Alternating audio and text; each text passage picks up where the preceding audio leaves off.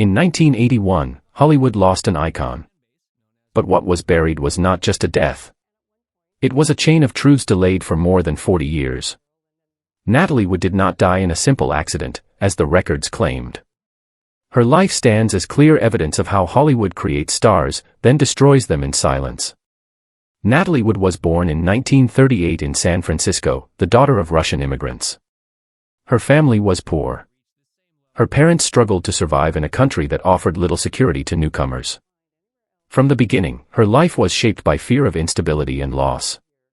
Her mother, Maria Gurdon, believed one thing with absolute certainty: acting was the family's only way out of poverty. Natalie was not asked what she wanted. She was chosen. At the age of 4, she was pushed in front of cameras and studio lights, long before she could understand what fame meant or what it would cost. From that moment on, Natalie did not live like a normal child. Her days were filled with rehearsals, auditions, and film sets. Studio schedules replaced school routines. Education became secondary. Childhood disappeared quietly, without protest, because children in Hollywood were not taught to say no. She spent most of her time surrounded by adults. Producers, directors, agents, and executives made decisions about her body, her image, and her future. Money and power controlled every space she entered. There were no safe boundaries. No one's job was to protect her emotional or psychological well-being. By an early age, Natalie learned discipline through fear. Mistakes were punished. Exhaustion was ignored. Smiles were mandatory. Pain was private. The message was clear: her value depended on performance, not on who she was. During these years, Natalie developed an intense fear of water and darkness. Family members later said this fear began in childhood, after a traumatic incident on a film set involving a staged drowning scene. Whether accidental or not, the fear stayed with her for life. It was not treated. It was not taken seriously. It was dismissed as a weakness. No system existed to protect child actors. There were no counselors. No legal advocates. No emotional safeguards. Natalie had no voice in contracts, working hours, or the roles she accepted. Every decision was made for her, always justified as necessary for her career. The industry praised her professionalism. Few noticed the cost. By the time Natalie became famous, she had already learned how to suppress discomfort, hide fear, and obey authority without question. These habits would follow her into adulthood. Natalie Wood did not enter Hollywood by choice. She was pushed into it, shaped by it, and trained to survive inside it. Her story did not begin with opportunity. It began with control. At the age of 9, Natalie Wood became a national sensation with her performance in Miracle on 34th Street. The film arrived at the perfect moment. America was emerging from World War II, hungry for hope, stability, and innocence. Natalie's face became the embodiment of all three. Audiences did not see an actress. They saw a symbol. A perfect child. Polite. Sweet. Trusting. The ideal American daughter. Studios understood this immediately and moved fast to protect the image, while tightening control over the person behind it. Natalie's public identity was carefully constructed. Every interview was scripted. Every appearance was supervised. She was praised for maturity, but that maturity was not natural. It wasn't forced. She learned early that her role was not to speak honestly, but to reflect what adults wanted to see. She was not allowed to refuse roles. Scripts arrived, and expectations followed. Saying no was not an option. Declining a project meant risking punishment, contract trouble, or being labeled difficult. At an age when most children were learning boundaries, Natalie was learning compliance. Pain became something to manage quietly. Long hours, emotional strain, and constant pressure were treated as normal. When she was tired, she worked. When she was uncomfortable, she smiled. When something felt wrong, she stayed silent. The studios rewarded obedience, not well-being. Her innocence became a commodity. The more fragile and pure she appeared on screen, the more valuable she became to the industry. Off-screen, that same innocence made her vulnerable. Adults made decisions in private meetings. Natalie was rarely present. Her future was negotiated without her. The public adored her. Fan letters poured in. Magazine covers celebrated her charm and grace. But admiration came with conditions. Natalie had to remain agreeable. Grateful. Untouched by anger or defiance. Any deviation threatened the illusion. This was the moment Natalie began to understand the unspoken rule of Hollywood: fame required submission. Attention came at the cost of autonomy. Love from the audience demanded silence from the individual. She learned to separate herself into two people. The girl the public loved, and the girl who endured. One existed in photographs and films. The other lived quietly behind closed doors, absorbing pressure without release. By the time Natalie reached adolescence, the pattern was set. She had learned that success meant endurance, not protection. That approval depended on cooperation. And that her inner life was irrelevant to those who benefited from her image. The public loved Natalie Wood. They loved what she represented. Very few asked who she really was. At 16, Natalie Wood stood at a dangerous intersection of youth and ambition. She was no longer a child star, but not yet an adult with control over her life. This was the age when Hollywood's power structures closed in. During this period, Natalie became involved with director Nicholas Ray, a man nearly 30 years older than her. Ray was not just a filmmaker. He was a gatekeeper. His influence could launch careers, or stall them indefinitely. The imbalance was absolute. Natalie had talent and visibility. Ray had authority. The result of that relationship was a defining role. Natalie was cast in Rebel Without a Cause, starring alongside James Dean. The film became iconic, and Natalie's performance marked her transition from child actress to serious dramatic star. Publicly, it looked like a breakthrough earned by skill. Privately, the cost was never acknowledged. Accounts later pointed to an incident at the Chateau Marmont, a place long associated with Hollywood secrecy. What happened there was not discussed openly at the time. There was no police report. No investigation. No intervention by studios or family members. The event disappeared into silence. Natalie's childhood ended in that silence. Not with a single moment of clarity, but with the realization that resistance was futile. Speaking out meant risking everything she had been conditioned to protect: her career, her family's stability, her public image. Those around her knew something had changed. Family members were aware that boundaries had been crossed. But the response was not outrage. It was calculation. The industry was powerful. The consequences of exposure were clear. Silence was chosen as the safer option. Natalie learned a harsh lesson: success did not protect her from exploitation. It made her more vulnerable to it. The better the opportunity, the higher the price. The more prestigious the role, the less room she had to refuse. There were no consequences for the adults involved. The film was released. The director's reputation remained intact. The studio celebrated its success. Natalie was praised for her maturity on screen, even as she carried the weight of what had been taken from her. From that point forward, her relationship with Hollywood changed. Trust eroded. Fear replaced innocence.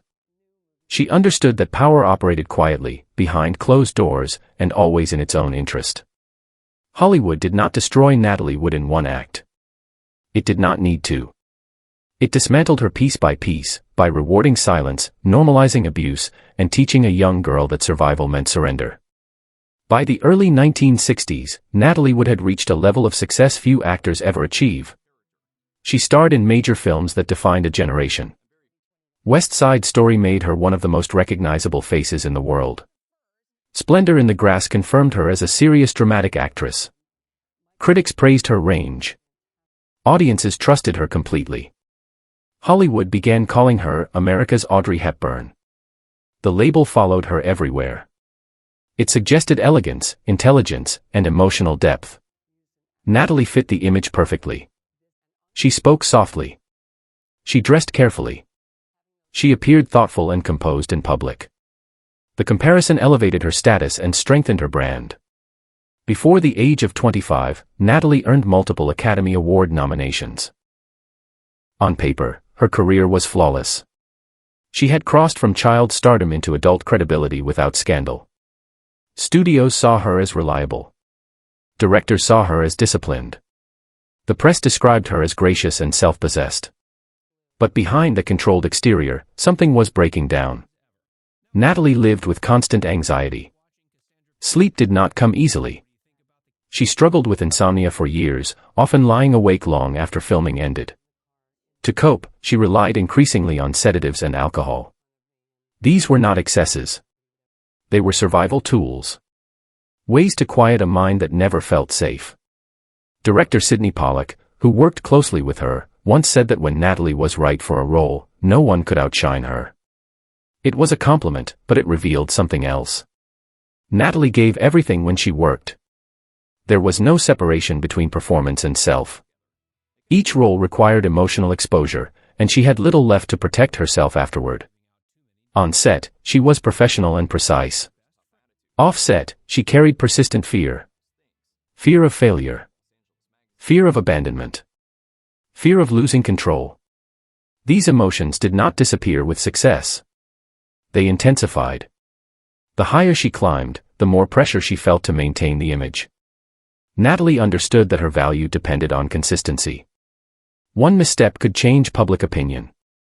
One visible weakness could alter how studios treated her. So she remained careful. Polite.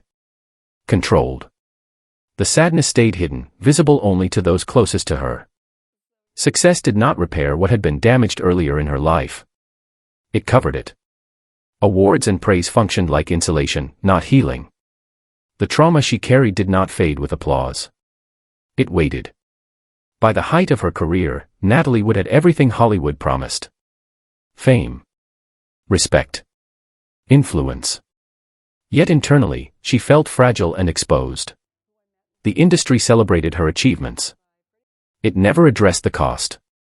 Her life proved a simple truth Hollywood preferred to ignore: achievement does not undo trauma. Success does not equal safety. And recognition does not replace care. In 1957, at just 19 years old, Natalie would marry actor Robert Wagner. To the public, it looked like a perfect match. Two young, beautiful stars. Magazine covers celebrated them as Hollywood's golden couple. They smiled easily for cameras. Their image felt effortless. Behind closed doors, the reality was different. Wagner was possessive and intensely jealous. Natalie's world narrowed after the wedding. Friends noticed she became more isolated.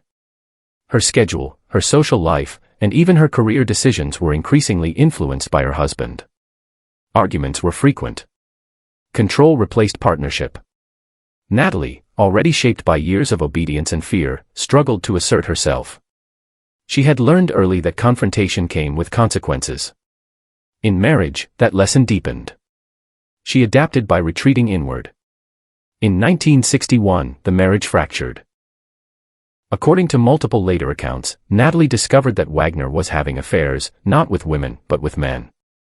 In early 1960s Hollywood, this revelation carried enormous weight. It threatened public image, career stability, and personal identity. For Natalie, it was devastating. Trust collapsed. So did the illusion of safety she had hoped marriage would provide. The couple separated in 1961 and finalized their divorce in 1962. Natalie was 23 years old and emotionally exhausted. The end of the marriage did not bring relief. It left her disoriented and vulnerable. What followed was a period of instability. Natalie moved through a series of intense relationships, often with powerful or emotionally unavailable men. These were not steady partnerships. They were volatile, fueled by desire, insecurity, and escape. Alcohol and late nights became common. The structure she had relied on, however flawed, was gone. In 1969, she married again. Her second husband was British producer Richard Gregson. At first, the relationship appeared calmer. They had a daughter together. Natalie hoped motherhood would ground her, offering a sense of purpose and permanence she had never known. But the pattern repeated. Gregson was unfaithful. Trust eroded quickly. By 1972, the marriage ended. Natalie was left with another failed attempt at stability and a growing fear that lasting intimacy was impossible. That same year, she made a decision that shocked those closest to her. Natalie reunited with Robert Wagner. Friends and family strongly opposed it. They remembered the control, the emotional damage, and the unresolved anger. Natalie ignored the warnings. She remarried Wagner in 1972 in a quiet ceremony. To the public, it was framed as a romantic reunion. A love story restored. To those who knew her, it felt like retreat. Not toward love, but toward familiarity. Natalie was not chasing romance. She was searching for refuge. A place that felt known, even if it was unsafe. The repetition of destructive relationships reflected a deeper truth: she did not believe she deserved peace. Her marriages did not fail because of bad luck. They failed because trauma shaped her choices. Natalie Wood did not seek passion or partnership. She sought shelter. And again, she chose places that could not protect her. For decades, the most damaging trauma in Natalie Wood's life remained unspoken. It was not mentioned in interviews. It was not acknowledged by studios. It existed only in fragments, passed quietly among those closest to her. In 2001, journalist and author Suzanne Finstad published a biography that changed how Natalie's life was understood. In the book, Finstad reported that Natalie had been sexually assaulted at the age of 16 during what was presented as a professional screen test. According to the account, the assault occurred over several hours and left lasting physical and psychological damage. The alleged perpetrator was described as a powerful, married movie star. At the time, Natalie did not report the incident to police. There was no investigation. No studio inquiry. No legal follow-up. The event was buried immediately, treated as something too dangerous to acknowledge. Those close to Natalie later indicated that her family was aware something had happened. But the decision was made to remain silent. Hollywood's hierarchy was clear. Speaking out could destroy careers. Silence, however painful, was framed as protection. For Natalie, the consequences were permanent. After that period, her fear of water intensified. Panic attacks became more frequent. She struggled with anxiety and relied increasingly on alcohol and medication to manage her emotions. These behaviors were often labeled as personal issues, never linked publicly to trauma. In 2021, decades after Natalie's death, her younger sister Lana Wood publicly named the man she claimed was responsible: Kirk Douglas. Lana stated that Natalie had confided in her privately and had carried the memory for the rest of her life. No criminal case followed the allegation. The claim came long after all relevant statutes of limitation had expired, and after the accused had died. As a result, the matter remained outside the legal system. There was no trial. No verdict. Only testimony and denial existing in parallel. What can be measured is the psychological impact. Natalie's long-documented fear of drowning. Her terror of darkness. Her episodes of panic. Her dependence on substances to calm herself. These patterns align closely with the effects of unresolved trauma. Friends later noted that Natalie never believed she would live a long life. She often expressed a sense of doom, especially around water. She avoided boats when possible. When she did go, she drank heavily to manage her fear. These details matter because they connect directly to the circumstances of her death. Natalie was not simply careless near water. She was someone deeply afraid of it. Any situation involving darkness, alcohol, and open sea placed her at extreme risk. The industry never addressed this trauma. It did not offer accountability. It did not provide protection. It benefited from Natalie's silence and moved on. In the end, Natalie Wood was not destroyed by one event alone. She was worn down by years of suppression. The secret did not disappear. It lived inside her, shaping her fears, her relationships, and her final night. Silence did not save Natalie Wood. It prolonged her suffering. On the night of November 29, 1981, Natalie Wood was aboard the yacht Splendor off Santa Catalina Island. The trip was meant to be a short weekend escape. It ended as one of the darkest unresolved cases in Hollywood history. There were 3 people on board that night. Natalie. Her husband, Robert Wagner. And actor Christopher Walken. Alcohol was consumed heavily throughout the evening. According to later testimony, tensions rose as the night went on. Witnesses on nearby boats later reported hearing shouting. then screaming. One person stated they heard a woman cry for help in the darkness. These claims were documented but initially minimized. No immediate search was launched. By the following morning, Natalie Wood's body was found floating in the water. The official explanation at the time was simple. She had slipped while trying to board a dinghy and drowned. The case was quickly labeled an accident. But the physical evidence raised questions. The coroner noted multiple bruises on Natalie's body. Marks appeared on her arms and face. These injuries were inconsistent with a simple fall. They suggested force or struggle. The presence of alcohol and sedatives in her system further complicated the narrative. Statements from those on board did not align. Christopher Walken initially claimed he went to bed early and heard nothing. Later, his account changed. Details shifted. Timelines blurred. Robert Wagner, meanwhile, declined to provide clear explanations. He remained publicly silent for decades. For more than 30 years, the case stayed officially closed. Despite witness statements. Despite inconsistencies. Despite unanswered questions. No further investigation followed. Natalie Wood's death was treated as unfortunate, not suspicious. Public pressure never fully disappeared. In 2011, authorities reopened the case after new witnesses came forward. The medical examiner revised Natalie's cause of death from accidental drowning to drowning and other undetermined factors. That change mattered. It acknowledged uncertainty for the first time. That same year, Robert Wagner was officially named a person of interest. Not charged. Not accused. But no longer excluded. The announcement reignited global attention. Media scrutiny returned.